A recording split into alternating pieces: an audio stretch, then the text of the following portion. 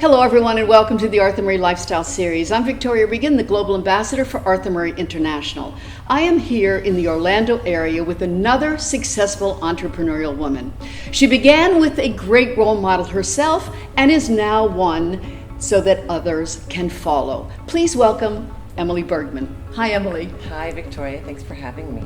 You're welcome. It's great to have you, and we have you in person, which is terrific. This is a beautiful studio. We're in the Lake Mary studio. Yes.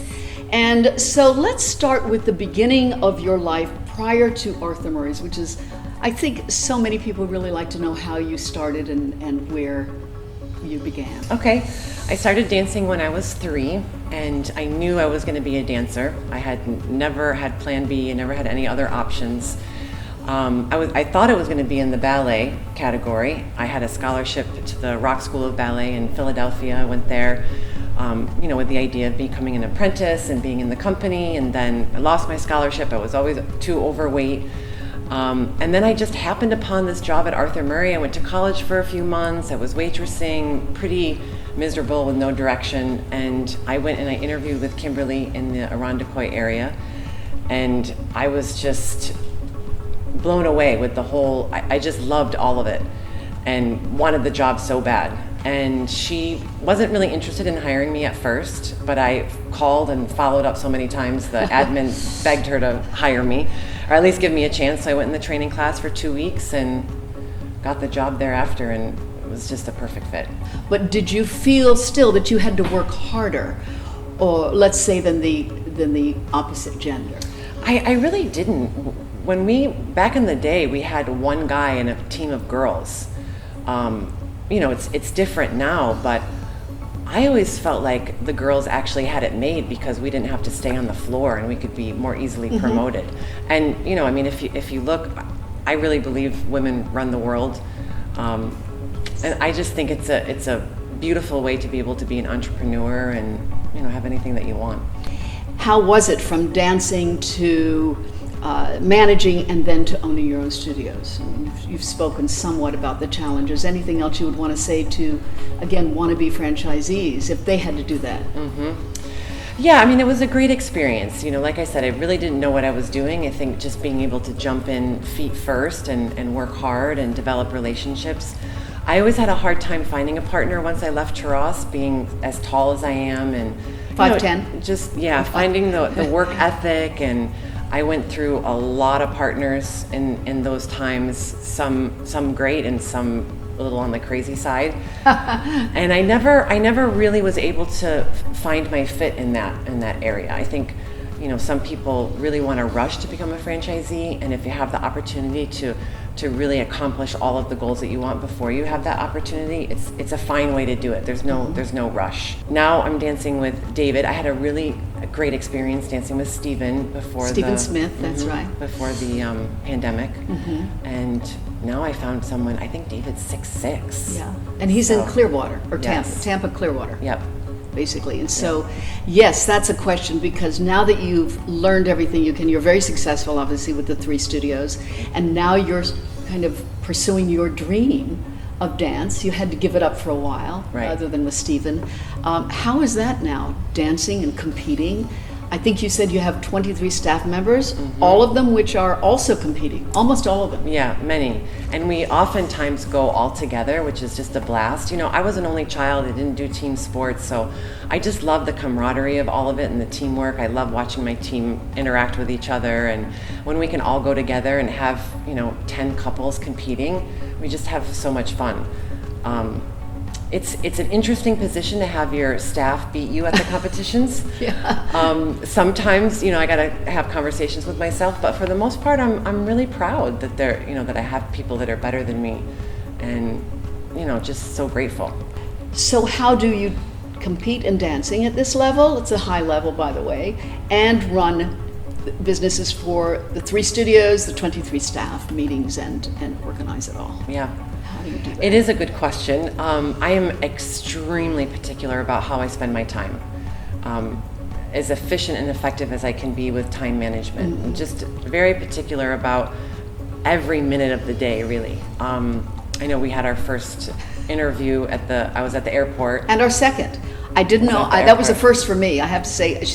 You said, I only have time in between, and you were walking, from plane to plane or from gate to gate, but it was still very effective. Yep. And I get that. So every minute it has to really be planned, Yep. which I think is really unique. And I'm protective of it. Yes. I when I'm not working, I spend time with my husband and my friends. I have a personal life. I have a lot of friends. I have things that I do. Really? I have, lots of pets and but when I'm at work, I don't check my text messages. I don't respond to my friends. I'm just, I think I just happen to be really good at it, and I've done a lot of studying on it. And I have a lot of really good people working for me. Yeah. I just, every day I'm awestruck by the people that I have on my team, and I can trust them, and they really could handle things, without me. What would you advise want to be franchisees?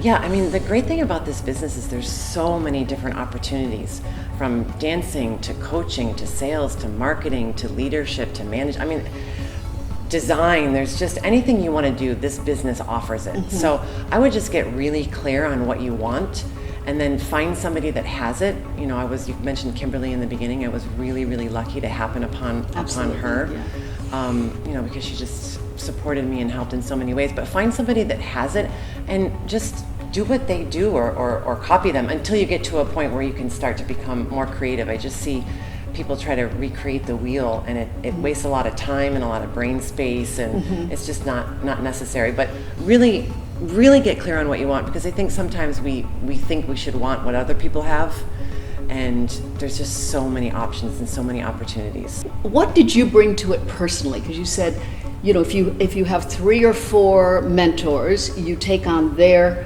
habits. Did you have anything you felt really special that you added to that? Well, growing up in the dance world, and ballet specifically, you definitely develop a good work ethic. And so I didn't have any trouble working, 23 hours a day and going out dancing 1 hour and sleeping on the weekends. Yes. So it's a discipline, that dancers have in general. Well, and two, I mean, it's just not really work, so it was never an issue for me. And massive amounts of self-development. I mean, I have been to Tony Robbins conventions and podcasts and read books, and it's something that I just have a burning desire inside to be a better person. And so I really have grown and learned a lot just from studying those kinds of things. Yeah. Do you see yourself adding more to that with all that you're handling? Do you image more things happen? For sure. Yeah, I would like to open another couple in the area. I might have found a location actually this weekend for 1 year here. The real estate is definitely difficult. So, and then, I have some people that are moving up quickly that I would love to sell these studios to and move someplace where I could experience the seasons a little bit more. I definitely miss that. I love Orlando, but I miss that from upstate New York. Yes. And then, maybe just start all over again. And you're a great inspiration, tremendous, abundant energy and talent. Thank you. I'm so glad we had this chat. And I look forward to seeing you again in person like this and on the dance floor. Thank you so much. Thank you. And thank you all for watching the Arthur Murray series and supporting us. Until next month, see you later.